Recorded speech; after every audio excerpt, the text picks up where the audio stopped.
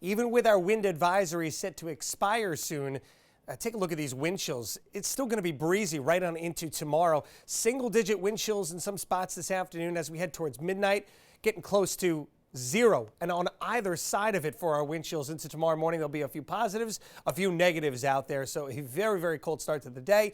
And, with this sunny start to the week, we've also been getting, even with the temperatures below freezing, you get that solar radiation. You're still seeing some of our remaining snowpack melting and then refreezing overnight. So watch for some continued icy spots the next couple of mornings out there. Things like sidewalks, driveways can be very, very slippery in a heartbeat. As we look into tomorrow afternoon, hey, at least we're in the positive double digits, right? It's getting better. The wind is dying down a little bit, but it's going to take a while for the milder air to return. It's going to be over the weekend where we start to feel a little bit more of a difference. So all this cold air is in place. We've got a significant storm developing over the nation's midsection right now, and this is the storm that you've probably been hearing for a couple of days had a chance to bring some really big snows to the East Coast. And that is going to happen, but it's going to be south of our area. Take a look at where that snow is, right into the mid-Atlantic. Places like Richmond, Virginia, Virginia Beach, parts of northern North Carolina are going to be the beneficiaries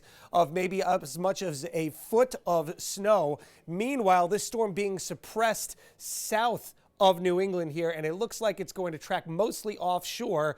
I do think some of us are going to get grazed with some light snow Thursday afternoon and evening, but as you can see, here's our storm well out to the west, to the east of the benchmark here. Our 70-40 benchmark is about here. So we would want for an optimal snow, that low pressure right here, to move over this benchmark, and it's just a little bit too far away from that, and all the energy is passing out to sea, and there it goes, pulling away.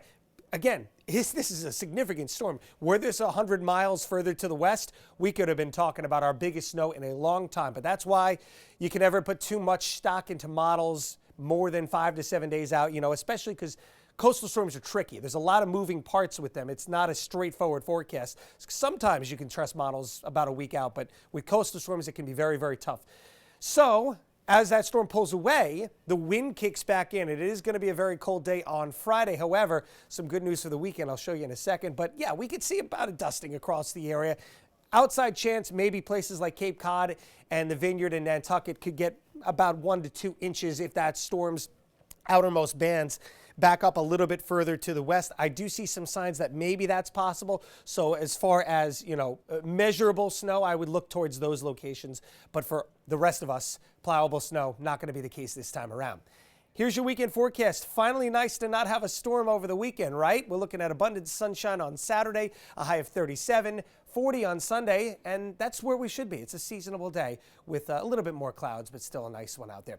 15 tonight, that's your temperature. Your wind chills are in the positive and negative single digits. Could still see some gusts upwards of 30 miles per hour. Still a cold day tomorrow, not as windy, but only a high of 28 degrees. 7-day forecast will show you that gradual warming trend. We're back to, again, 40 degrees on Sunday, and we should stay in the low 40s with dry weather as we head into next week.